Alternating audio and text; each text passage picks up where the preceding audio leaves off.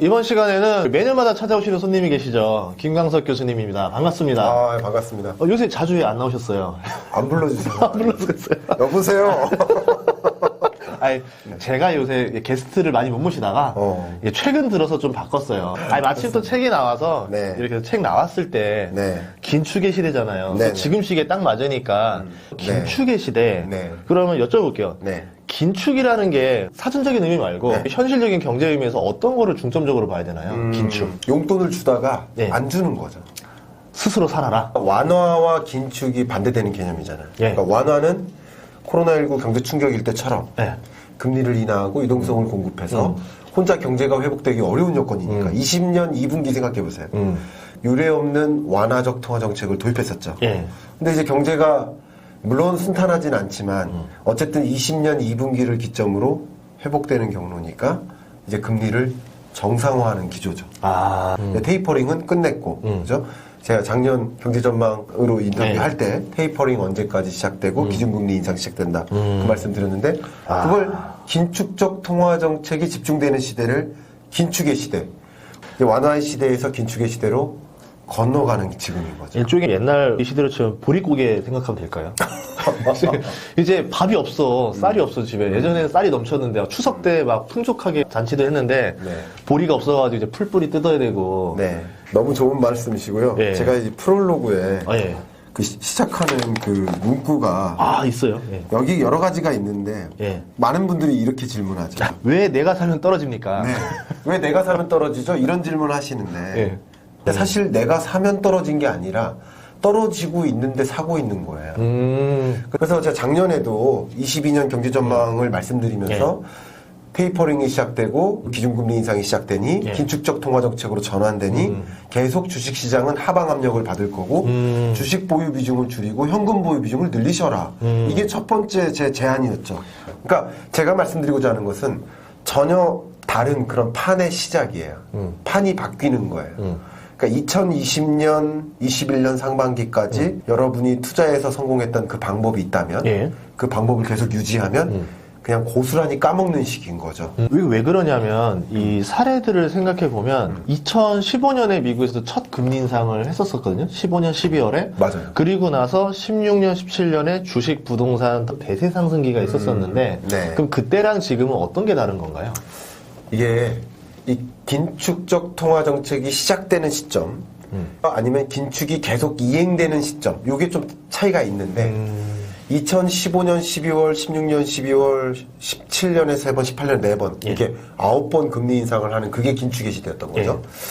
그게 2008년 글로벌 금융위기 이후에 이제 글로벌 금융위기를 극복했다라는 판단에서 긴축을 시작했던 거예요.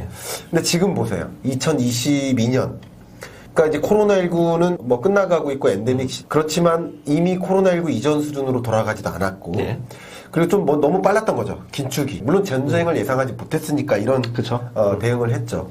근데 여기에 또 한 가지 찾아온 게 2015, 16, 17년과 극단적으로 다른 것 하나는 바로 물가입니다. 아, 그치. 그때는 별로 안 올랐어요. 안 올랐어요. 네.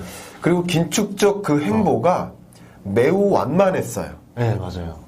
베이비 스텝인 거예요. 15년 12월에 인상하고 자 보세요.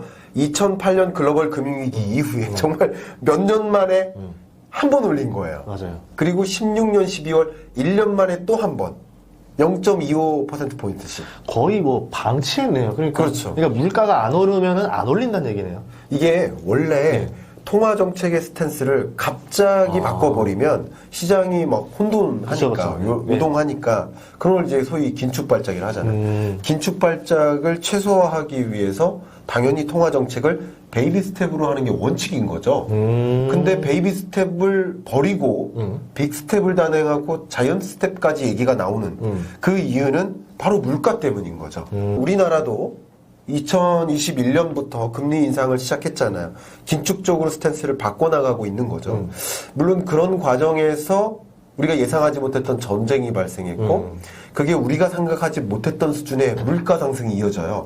자, 한국은행 기준으로 21년 8월까지만 해도 우리 22년 물가 상승률 전망치를 1.5로 우리나라의 안정물가가 2%로 한국은행이 보고 있습니다. 그것마저도 밑도는 저물가를 전망했었어요. 맞아요. 근데 22년 5월 들어서 4.5%로 상향 조정했죠. 4.5%는요, 정말 어마어마한 물가입니다.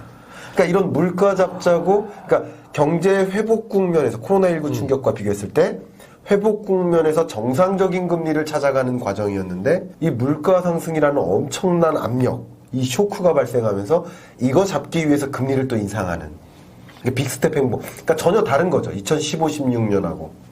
그러니까 주가에 상당한 하방 압력이 있을 수밖에 없는 것이죠. 아, 그렇게 되기 때문에 이제 과거와는 이제 그 똑같은 사례로 봤을 때 뭐 이렇게 오른다라 볼 수는 없는 거고 네. 전반적으로 지금 이 바뀐 분위기에서는 긴축의 시대에 대비하는 전략을 짜야 된다. 맞습니다. 예, 이런 얘기네요. 네. 아, 그러면은 이 긴축의 시대에서는 어디에 투자를 하는 게 좋을까요? 기본적으로 한번 생각을 해보세요. 2020년, 21년은 예. 소위 대세 상승장이었어요. 그렇죠. 그때는요, 무슨 종목에 사야 될, 뭐 이런 게 굳이 논의의 대상일 필요가 없어요. 무슨 종목을 사야 될지 고민할 필요가 없는 거, 다 상승하는 거예요. 그렇죠. 예. 근데 22년은 기본적으로 주식장이 좋지 못해. 그래서 주식 보유 비중을 줄이는 게 맞겠다. 심지어 외국 금융기관이나 외국인 투자자들이나 대형 금융기관들은 이미부터 주식시장에서 돈을 빼고 현금성 자산으로 옮겨가고 있는데 주식 종목의 문제가 아니라는 거야. 22년은. 그냥 대세 하락장이기 때문에 포트폴리오를 조정할 필요가 있는 것이고요. 차라리 지키는 투자 현금이 낫다. 저축이 낫다. 5% 수익을 갖다 주는 현금이 차라리 낫다. 아, 예금? 그게 있고 예. 예금이 차라리 낫다라고 예. 말씀드리고요. 제가 지속적으로 작년에도 강조했던 것처럼 원자재입니다. 그러니까 결국은 뭔가는 오른다는 뜻이잖아요. 예. 그러니까 뭐가 오르는지를 봐야죠. 그러니까 지금 소비자 물가가 계속 상승하는 그 요인이 작년부터 제가 계속 꾸준히 말씀드렸던 게 원자재, 이 부품 혹은 공급망 병목 현상. 이걸로 인해서 원자재 가격이 계속 급등하고 그래서 원유에 투자라고 말씀드렸었고 철, 비철, 금속, 구리, 알루미늄 이런 거 투자하시라고 말씀드렸었는데 또 22년 지금에는 그런 영역의 원자재보다 더 중요한 원자재가 등장했죠.